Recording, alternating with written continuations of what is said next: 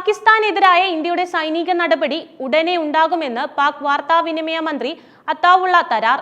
36 മണിക്കൂറിനുള്ളിൽ ഇന്ത്യൻ സൈനിക നടപടി ഉണ്ടാകുമെന്ന് രഹസ്യാന്വേഷണ വിഭാഗത്തിന്റെ വിവരം ലഭിച്ചതായി അത്താവുള്ള തരാർ പറഞ്ഞു.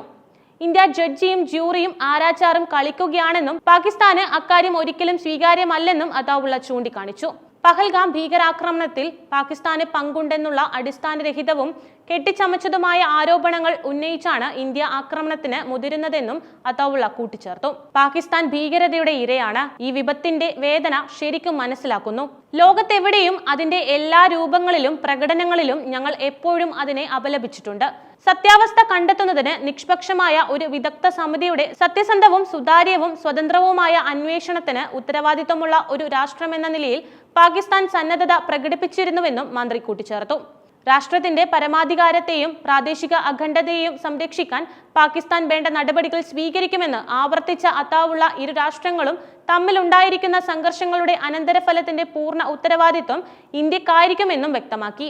ഇന്ത്യയുടെ തിരിച്ചടി ഭയന്ന് കുടുംബാംഗങ്ങളെ സുരക്ഷിതമാക്കുന്ന തിരക്കിലാണ് പാകിസ്ഥാൻ മന്ത്രിമാർ. ബങ്കറുകളും സുരക്ഷാ ഉദ്യോഗസ്ഥരും ഇതിനായി ഒരുങ്ങിക്കഴിഞ്ഞു. അതേസമയം പാകിസ്ഥാന് തിരിച്ചടി നൽകാൻ സൈന്യത്തിന് പൂർണ്ണ സ്വാതന്ത്ര്യം നൽകിയിരിക്കുകയാണ് പ്രധാനമന്ത്രി. ലക്ഷ്യവും സമയവും രീതിയും കരസേനയ്ക്ക് തീരുമാനിക്കാം. പ്രധാനമന്ത്രിയുടെ വസതിയിൽ ചേർന്ന ഉന്നതതല യോഗത്തിലായിരുന്നു തീരുമാനം. ഭീകരതയ്ക്ക് കനത്ത പ്രഹരം ഏൽപ്പിക്കുക എന്നത് നമ്മുടെ ദൃഢനിശ്ചയമാണെന്നും ഇന്ത്യൻ സൈന്യത്തിൽ തനിക്ക് പൂർണ്ണ വിശ്വാസമുണ്ടെന്നും പ്രധാനമന്ത്രി വ്യക്തമാക്കി. അതിർത്തിയിൽ പാകിസ്ഥാൻ തുടരുന്ന പ്രകോപനവും ഇന്ത്യൻ സേന നടത്തിയ തയ്യാറെടുപ്പും സേനാ മേധാവിമാർ പ്രധാനമന്ത്രിയെ ബോധ്യപ്പെടുത്തിയിട്ടുണ്ട്. യോഗത്തിന് പിന്നാലെ പ്രധാനമന്ത്രിയുടെ വസതിയിലേക്ക് ആഭ്യന്തരമന്ത്രി അമിത് ഷായും എത്തി.